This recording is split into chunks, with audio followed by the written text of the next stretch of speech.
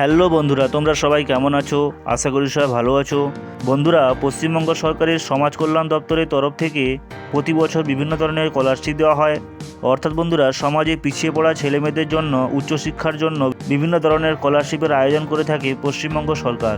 এই স্কলারশিপের মূল উদ্দেশ্য হলো বন্ধুরা, পিছিয়ে পড়া শ্রেণীর ছাত্রছাত্রীদের উচ্চশিক্ষার জন্য আর্থিক সহায়তা প্রদান করা। তো বন্ধুরা, আজকে আমরা এমন একটি স্কলারশিপ নিয়ে আলোচনা করব যেটি বন্ধুরা শুধুমাত্র একবার নয়, বরং প্রতি বছর পাওয়া সম্ভব।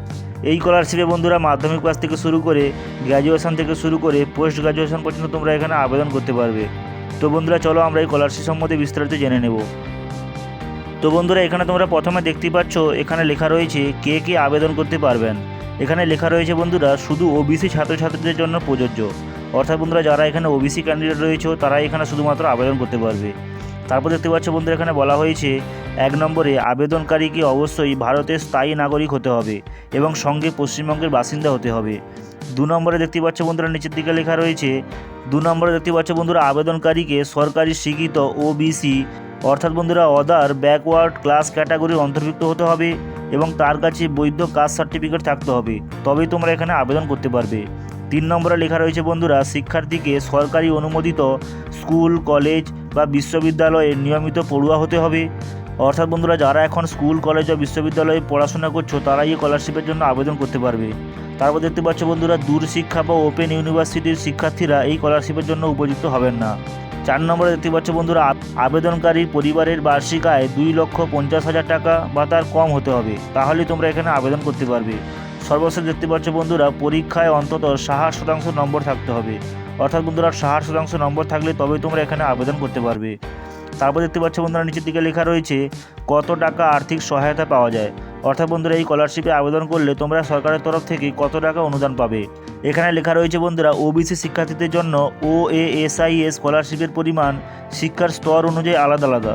মাধ্যমিক স্তরে যারা পড়াশোনা করলে দেখতে পাচ্ছ বছরে প্রায় 12,000 টাকা তোমাদের এখানেও স্কলারশিপ দেওয়া হয়, দেখতে পাচ্ছ বন্ধুরা। তারপর দেখতে পাচ্ছ বন্ধুরা, উচ্চ মাধ্যমিক স্তরে পড়াশোনা করলে তোমরা 18,000 টাকা স্কলারশিপ পাবে, দেখতে পাচ্ছ বন্ধুরা। গ্র্যাজুয়েশনের ক্ষেত্রে স্কলারশিপের পরিমাণ দেখতে পাচ্ছ বন্ধুরা 45,000 টাকা পর্যন্ত পাওয়া সম্ভব। অর্থাৎ বন্ধুরা, যারা গ্র্যাজুয়েশনে পড়াশোনা করছো তারা 45,000 টাকা পর্যন্ত পেতে পারো। তারপর দেখতে পাচ্ছ বন্ধুরা, নিচের দিকে লেখা রয়েছে যারা পোস্ট গ্র্যাজুয়েশনে পড়াশোনা করছো তারা 48,000 টাকা পর্যন্ত এখানে স্কলারশিপ পেতে পারো। তারপর নিচের দিকে দেখতে পাচ্ছ বন্ধুরা, এখানে লেখা রয়েছে আবেদন প্রক্রিয়া।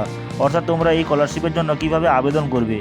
আবেদন করার জন্য বন্ধুরা তোমরা দেখতেই পাচ্ছ, এখানে বলা হয়েছে ওবিসি স্কলারশিপের জন্য আবেদন করতে হলে শুধুমাত্র অনলাইনে হবে। অর্থাৎ শুধুমাত্র অনলাইনের মাধ্যমে তোমরা এখানে আবেদন করতে পারবে।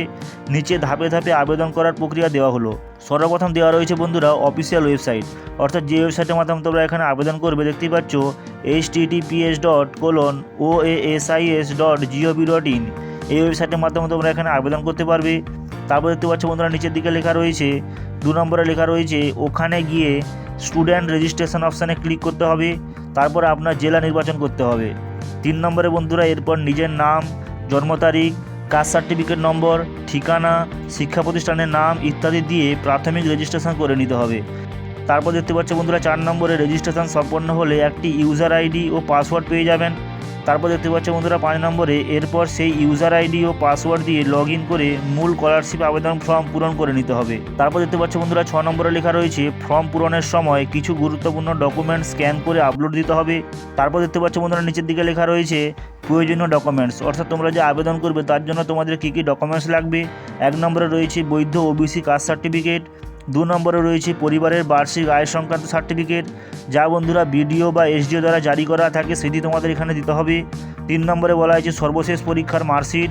4 নম্বরে রয়েছে বন্ধুরা দেখতে পাচ্ছ বিদ্যালয়ের আইডেন্টি কার্ড বা ভর্তির প্রমাণ। 5 নম্বরে রয়েছে বন্ধুরা পাসপোর্ট সাইজের রঙিন ছবি। 6 নম্বরে রয়েছে বন্ধুরা ব্যাংক পাসবুকের ফটোকপি। অর্থাৎ বন্ধুরা তোমাদের ব্যাংকের বইয়ের প্রথম পাতার ছবি এখানে দিতে হবে। তারপর দেখতে পাচ্ছ বন্ধুরা নিচের দিকে লেখা রয়েছে 7 নম্বরে লেখা রয়েছে আধার কার্ড। এই 7টি ডকুমেন্টস তোমাদের এখানে দিতে হবে, তবেই তোমরা এখানে আবেদন করতে পারবে। তারপর দেখতে পাচ্ছ বন্ধুরা লেখা রয়েছে উপরের সকল ডকুমেন্টস আপলোড করার পর ফর্মটি সাবমিট করুন এবং তার একটি প্রিন্ট কপি নিতে হবে।